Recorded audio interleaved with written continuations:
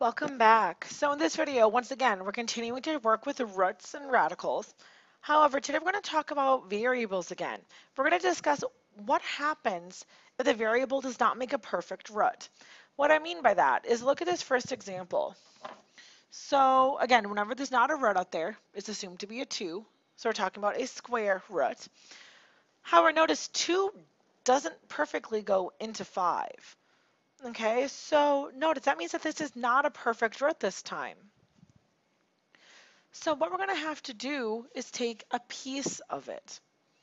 So you're still going to see how many times can the index go into the exponent. So how many times can 2 go into 5?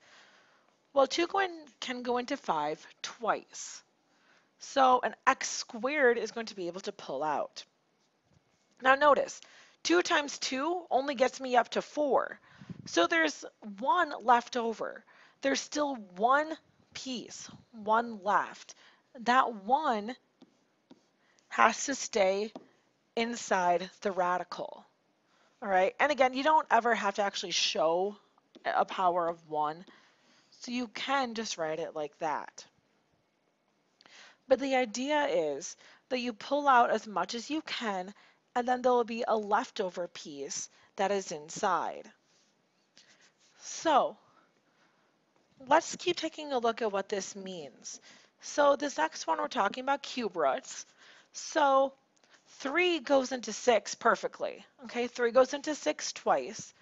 So that means an x squared is going to be what's able to be pulled out. But now 3 doesn't perfectly go into 7. So how many times can 3 go into 7? Well, 3 goes into 7 twice, but there's a piece left over. 3 going into 7 twice, well, 3 times 2 is only 6. We still need 1 more to get us up to 7. So we're going to take that 1 more, that piece that's left, and it actually has to stay inside the radical. It can't come out of the radical.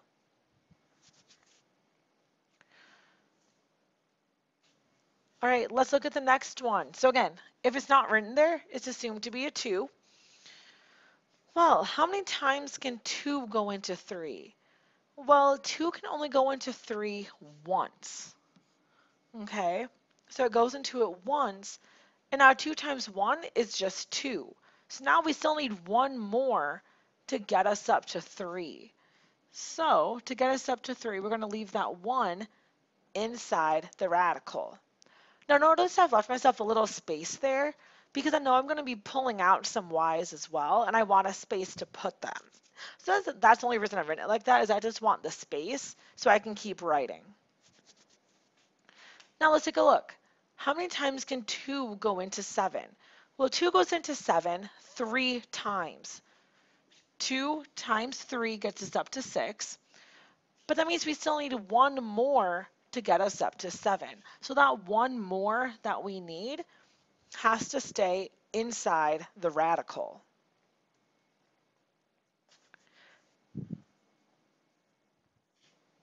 Let's keep looking at our next one. So this time we have a 4th root. Well, how many times can 4 go into 5? Well, 4 can go into 5 once. Now that gets us all the way up to 4. So that means we still have 1 more that we need in order to get us up to the 5. And 4 goes into 8. Well, that's actually a nice number. 4 goes into 8 exactly twice. So a y squared will pull out. And that will be our final answer for this one.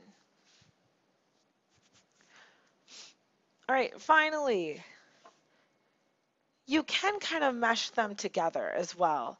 So if you look at the cube root of 27, if you look at your powers chart, hopefully you see that that just pulls out as a 3. Okay? So again, you treat numbers still exactly the same way as we always have. Use your powers chart. But now we have an exponent. So how many times can 3 go into 10? Well, 3 can go into 10 3 times. 3 times 3 gets us all the way up to 9.